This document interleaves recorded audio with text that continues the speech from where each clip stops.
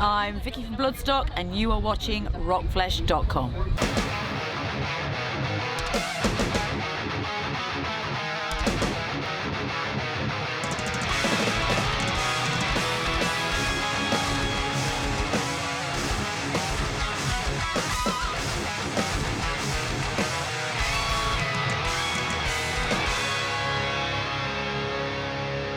And welcome again, our wonderful Bloodstock wonderful Rockflesh viewers. We are here at Bloodstock. It's Saturday morning. It's quite a nice overcast. It's one of the best to describe it. It's quite pleasant. Cooler. We need cooler, I think. We today. do. We do. And as you can see, I've been joined by Vicky, the Svengali, the sort of the brains behind Bloodstock. And welcome. How are you doing? I'm doing great. It's been a fantastic, exhausting couple of days, but yeah, all good. Everything's good. Excellent. Well, as is now traditional, this is our sort of Saturday morning chat about how it's gone. There's lots of stuff I want to ask you about the announcements, about this year.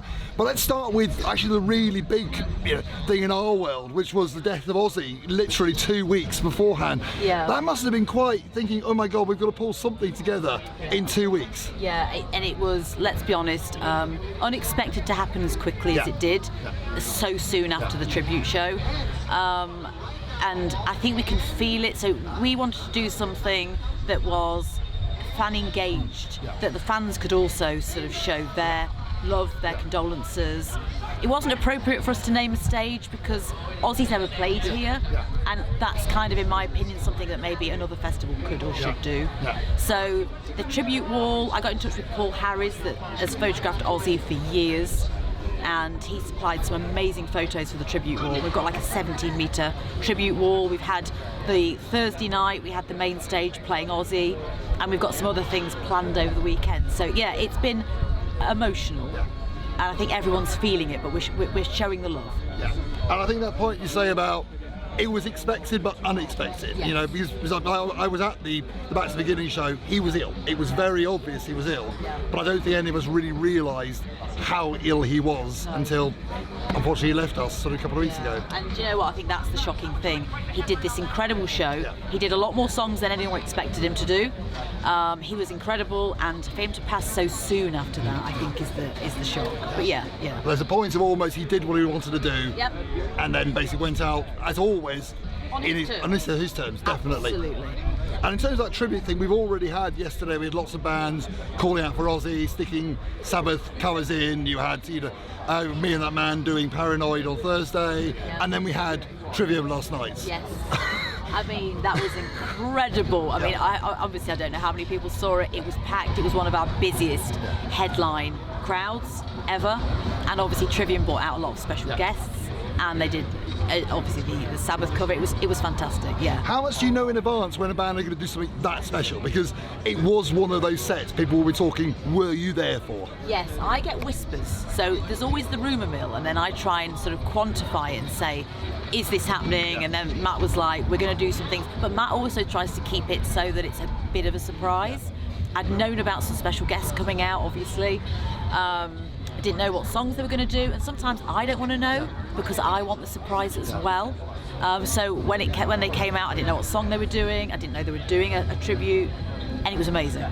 For those who don't, hear Brooke Flynn, hear the guy from Sleep Token, hear the guy from One of Essence, here Ishan doing the smallest of cameos. Is one of the best ways of describing it. Ishan ran on, did the first line of In Ways, then ran off again. Correct. And you know what? That was great because apparently he never does that type of thing, but he wanted to do it with Matt at Bloodstock, and that was just great. To have him do that was amazing. No, it was really special. And I think that you're saying about how packed, I think that's been the thing that was really noticeable yesterday, is just the busyness of it. Is there a point now you look around going, oh my God, how am I fitting so many people into that space there? I think the public think there's more people than there's ever been, and there's not, because we can't go past the capacity of the festival.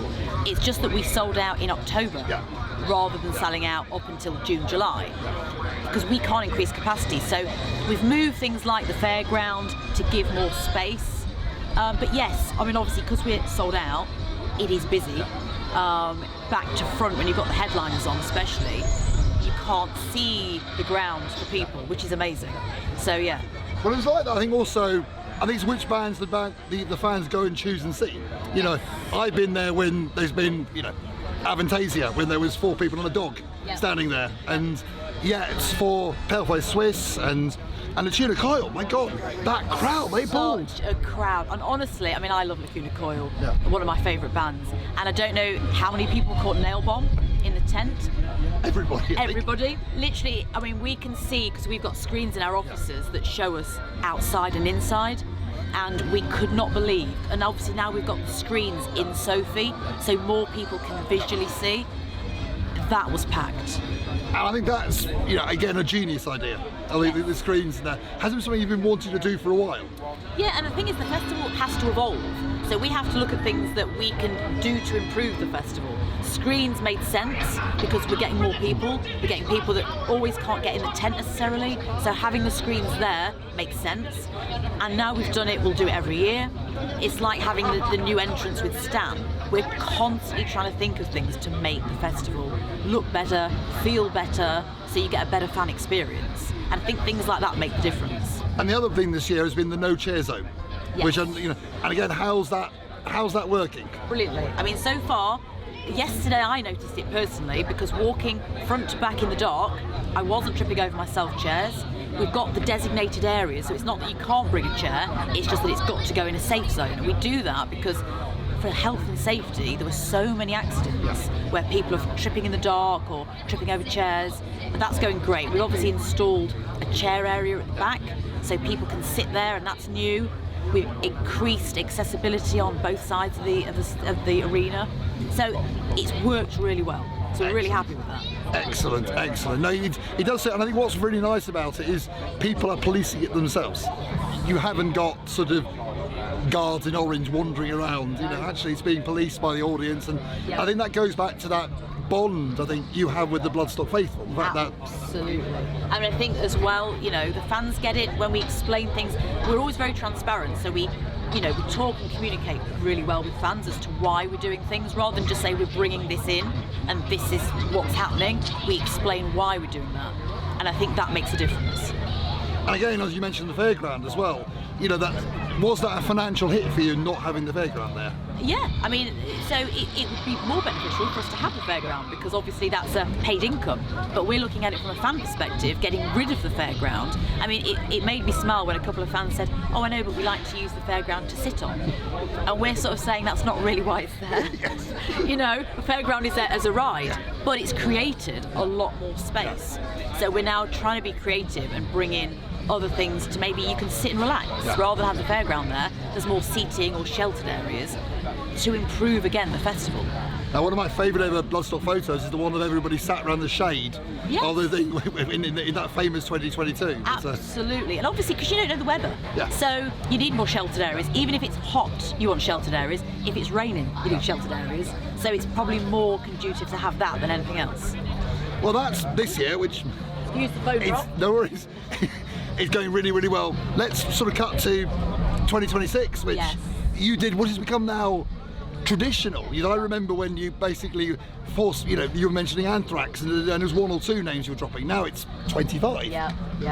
Next year, you know, the big one for me was Slaughter Prevail. That was another one of you going, okay, I'm going to take a bit of a risk here. I'm going to be a little bit and put something that no one would necessarily put there, but I'm going to put them there. You see, the thing is, I think what people have to look at with a band like Slaughter is from bringing that a band, in my opinion, which is a fantastic band. Musically, they are incredible. And you're taking a band, you've got your Lamb of God, you've got your Judas Priest. We need something new and fresh and different. And our whole ethos with the festival is bringing those bands that we know can bring a headline performance. And that a year, you see, they've got a year as well to build on even further the profile they've already got. And our constant thing is to bring fresh bands into the festival. That's what Bloodstock's about. It's not just us having, you know, the same bands that we've had each year. You've got to evolve on that. But the Slaughter to me feels like another Partway Drive, another Ghost, where everyone went, oh yeah. And then I think there's always a pushback because people are like, that's not a headliner or that's not a band I would have expected. But I say to everybody, judge it when you've seen the performance. I had a year's worth of grief, personally, when I booked Partway Drive. Everyone was like, they're not a headliner, it's not a headliner we want to see at the festival. they had the biggest crowd of the weekend, and it was sensational. Oh, they were brilliant. And They then were. everyone after that were like, okay, point proven, and I think that needs to be the case with Slaughter. Yeah. And as we spoke about last year, Partway Drive will now go on headline download from Correct. that. They will go up there from it. And I know it was definitely, I think that worked really, really, really well. And also what's really interesting about Slaughter Prevail, they've got a tour coming up, and it used to be, we're not going to announce them because of the tour. Yep. Actually, the tour's going to then bounce to the headline act. See, the thing is with something like that, they've got these 3 to 4 dates at the beginning of the year. Yeah. They are getting out to new fans, and I say with everybody as well, even if you don't know Slaughter or you do know Slaughter, you'll watch that band, they'll gain new fans, and that's entirely what bands playing festivals is about, because it's getting a new demographic of fan base for that band as well. They're going to put on a killer performance. They are so excited to be coming, and I've been trying to get that band at the festival in some way, shape or form for a few years, so to finally get them is brilliant. And then the other one is, and we'll talk about trying to get Judas Priest. There was a time where you were texting, tweeting anybody, and now they're another house band. The third time in 7 years. Absolutely, and they're starting their tour from Bloodstock. The good thing is that a lot of people didn't know they wanted to do Bloodstock as the start of their shows, so they've turned other events down to start it from a UK festival that they love. They've got some amazing things planned for next year, which we'll go into as the year progresses. We're going to do some awesome things with them, so we'll bring to the festival, because it's our anniversary, some real exclusive things that haven't happened before. So it's going to be a great year. Yeah, and I think that's the lovely about Bloodstock, the fact that you had the, I forget the name of the band playing on Thursday, who had played here 20 years ago and then came back. The little things like that, and also Four-Way Kill, that was the one, and they were really good. Yeah, amazing. And the thing is that, and people, and this is the other thing I always try and push to people. 25 years ago when we started, Bloodstock had a lot of what I class as power metal bands. But for us to evolve and to stay alive as an event, we have to expand on that. We have to bring in a variety of bands. We're not a power metal festival anymore, otherwise we wouldn't be here. And I think that's what I try and drum into people. Give us the benefit of the doubt when booking bands that maybe people like or don't like. We'll always do what's best for the festival and the fans to keep the festival where it needs to be. And I would say to people, if there's a band that we announce that you don't like, give them a chance. Watch the band, it might change your opinion. Well, the crowd for Me and That Man, which is not metal, let's be honest, it's not metal, but it's heavy or just bluesy country. That crowd was so engaged. But here's the thing, you throw that in, like the Scratch that we've announced, which is a wild card. I like throwing bands in like that. We've done it with, the Wild Hearts and Ugly Kid Joe and all sorts of bands which are not metal as such. And it's what I call a circuit breaker. So it gives you something different in between everything else. And that's a fun thing for the festival to do. And it works. So were you tempting, the success of Venga Boys to download, were you, and there's always the, the slightly sort of cheeky, have you ever been tempted to go that far off? I mean, we've got Heavy Saurus, for example, right? I love the idea of a Thursday night fun band. I was at Download for Venga Boys, it was crazily good, because it's just fun. You have it on a night where it's not the main part of the festival night, it's a Thursday, it's the opening, a fun band, sets the crowd off, why not? Why not? So we could see the Venga Boys or the Venga Bastards arriving. You never know. I think Download's done it, so I can't do the Venga Boys now. But you never know. A fun party band, why not? Aqua are available, I'm sure. Yeah, Barbie Girl at Bloodstock would be a sensation. Definitely, go down brilliantly. And so the other one on the list of the announcements I thought was really interesting was Bleed From Within, so far up. Yeah. Well, the thing is, again, we know that band absolutely, in our opinion, deserve that slot. They will kill it. They'll do a sensational special guest. So when I say, can you give us the exclusive? They are special guests. They are special guests, and they're going to. I always think people sort of sometimes are like, oh, why are they so high? This is exactly what Bloodstock does. We give a band like that we know can bring the show what, in our opinion, they deserve as a slot, and they will absolutely level the place. I saw them, I think it was 2013 in a tiny venue in Manchester. And they've grafted. There's any band that has grafted, they've grafted. Yeah, absolutely. So they're special guesting on the Saturday. Brilliant. That again, at Rockfest, we're big fans. We're really chuffed about that. That's going to be it's going to be amazing. So there's one more special guest to come. Yes, and all I can say about that is we're 90% there. It is probably one of the most requested bands that we've had in a number of years for the festival, and they've never played. Ooh, so that's an exclusive. I've told nobody that. Thank so you. There you go. So that's an exclusive for So you can start playing festival maths now. You know, sort of never played Bloodstock. Everybody asked for them. Special guests. Who could it be? Who could it be? I know. And then the other one, my personal thing, is Nevermore. Yes. And that's, you know, they were meant to be here, weren't here. Warren decided is no longer with us, but you know, they're back. That's going to be really good. It's a real coup for us to get them. There's a lot of speculation still going on with the singer, but it's going to be great. I mean, I know things that I can't talk about, but it's going to be amazing. I'm going to let you go now because people are hovering, wanting sort of to move on. But one last thing I wanted to ask you was, there's a lot of things about how much stuff Gojira are bringing Sunday.